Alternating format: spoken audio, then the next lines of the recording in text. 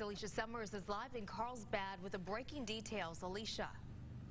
Well, that 15-year-old girl found out the hard way that making a threat online, even if there's no intent to carry it out, is a serious crime. That 15-year-old girl was arrested last night after she went on social media and threatened to shoot up Carlsbad High School on Monday. Carlsbad High School is back open Wednesday, a day and a half after being closed while law enforcement investigated a threatening anonymous post on Instagram. Tuesday night, police arrested a 15-year-old female student at her home. Police say she is responsible for making that criminal threat. It was a mixture of scary and slightly weird. A senior at Carlsbad High, Lexi Speckerman, says her peers are still shocked. Part of it is, would you really put it online saying that, oh, I'm going to basically shoot up the school? Would you really put it online if you had the intent to do it? Investigators found the anonymous culprit by backtracking the post to its originator. They also found out the girl was all talk. She neither had the means nor the intent to follow through in the threats that she made via social media. Lexi says she doesn't know the freshman or what her motive may have been, but she does know that this is a serious lesson to others who may want to copycat.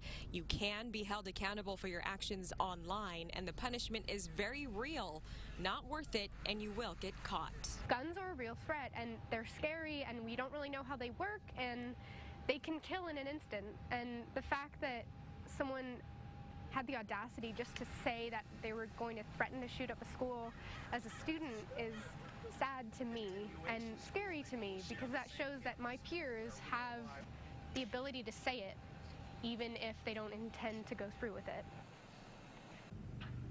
Well, that Instagram account was fake. It was not actually the girl who made that threat. It has since been deleted. Now, making a criminal threat is a felony and will be prosecuted to the full extent of the law. Carlsbad High will be doing its own internal investigation as well. But for now, that 15-year-old girl has been released back to her parents. Back to you. Good morning, Dan and Michelle. That's right. Police are still looking for those three men that robbed this hotel behind me overnight. The three suspects not only took off with cash, but they also pistol whipped the clerk and took his cell phone. And police believe this may not be the first time these men have done such a thing. Alicia Summers is live with the latest. Alicia. Yeah, it's still tense moments out here in the City Heights neighborhood as police have this entire neighborhood surrounded. Now, that one man is still holed up inside this apartment complex, and he has been for the past 6 hours. There is a lot of resources out here, including a bomb squad that just arrived on scene. And the reason why this standoff is taking so long is because authorities want to take precaution. They want to make sure everybody stays safe because they believe this man may have weapons.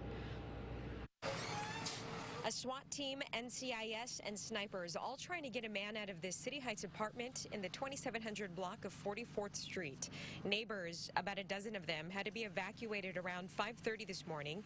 Many have been standing out in front of Hamilton Elementary School ever since. They escort us out over here.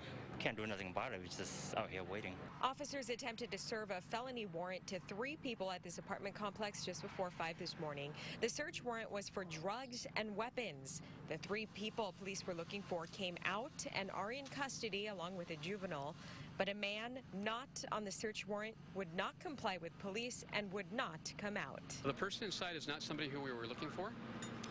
He was there at the apartment, and he's preventing us from completing our search warrant. That's why we need to get him out. Authorities are taking precaution because the man may be armed.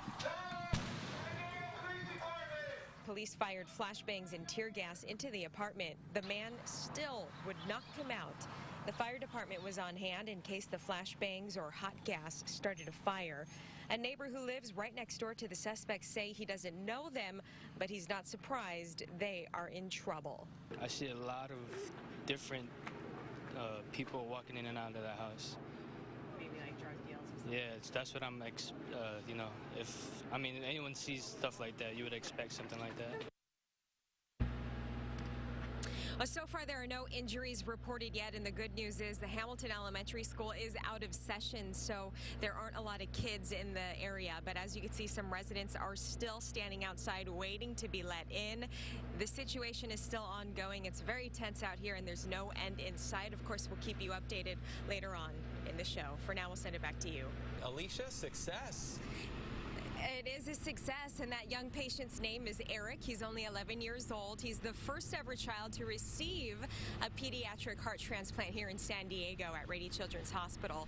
He got his surgery 1 week ago today. Here's Eric thanking his doctors during today's emotional press conference. Thank you for my new heart.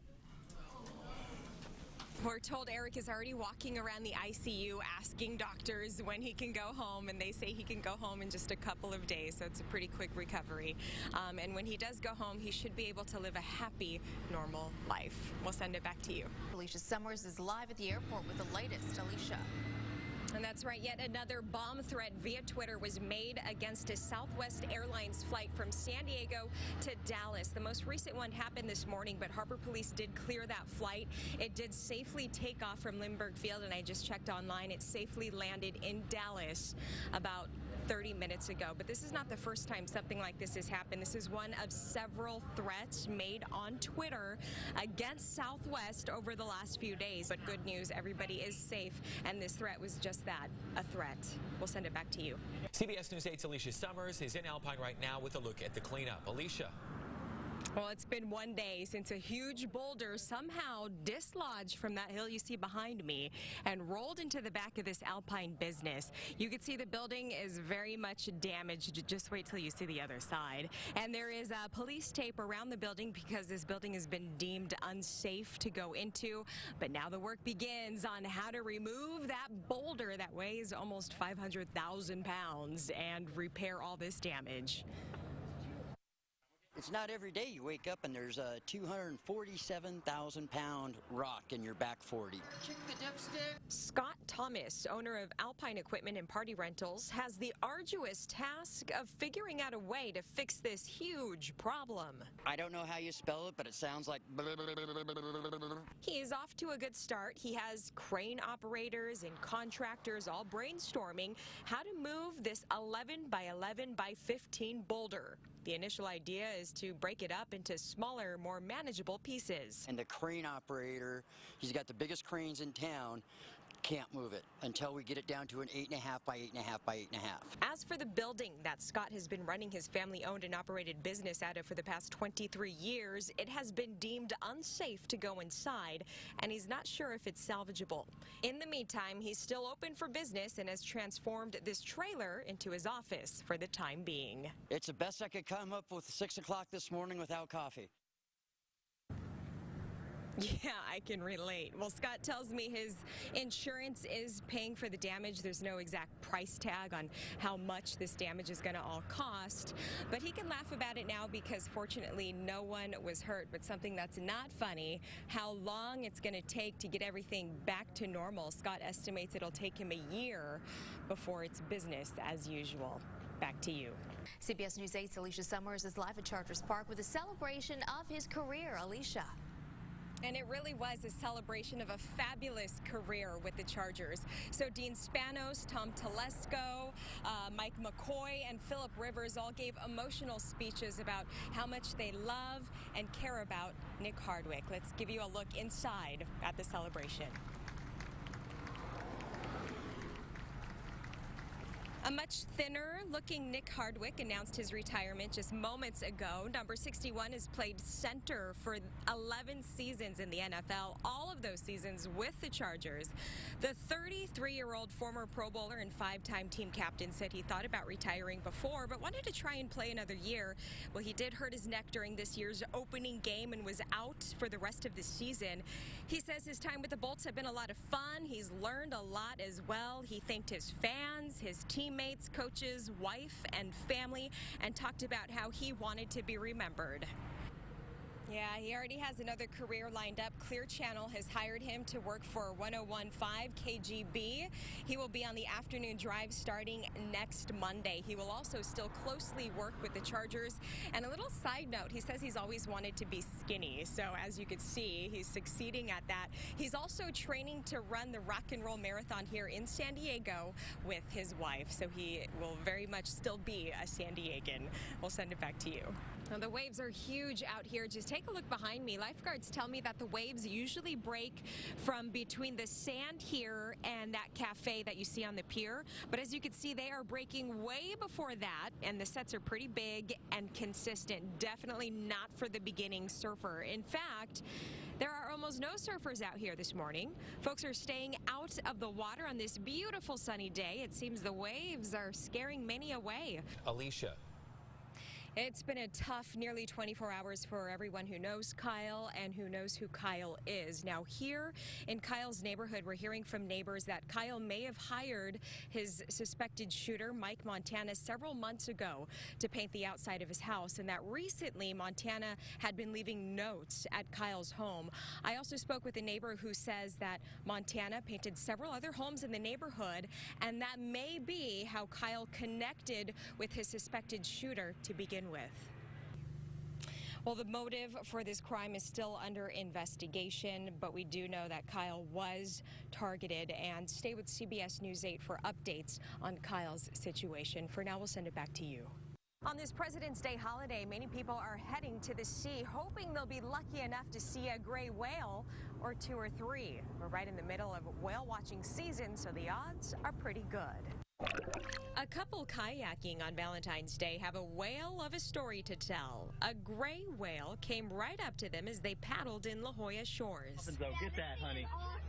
In Point Loma, Scott Owen took his daughter out on their boat and saw several gray whales and dolphins over the weekend. We thought it was the coolest thing we've ever seen, and it was just awesome. Our kids were there to see it and witness it with us. Wow. That's pretty much all I have to say about that. In Mission Bay, 200 people boarded the privateer whale watching boat, hoping to have a similar experience. I wouldn't be afraid. I'd stay calm. I wouldn't approach them and advance on them. I wouldn't want to scare them. Just having that opportunity to see them real life up close would be great. But on their own terms. Now is the time to spot gray whales as some 30,000 migrate to Mexico from Alaska. It's the largest migration of any animal on the planet.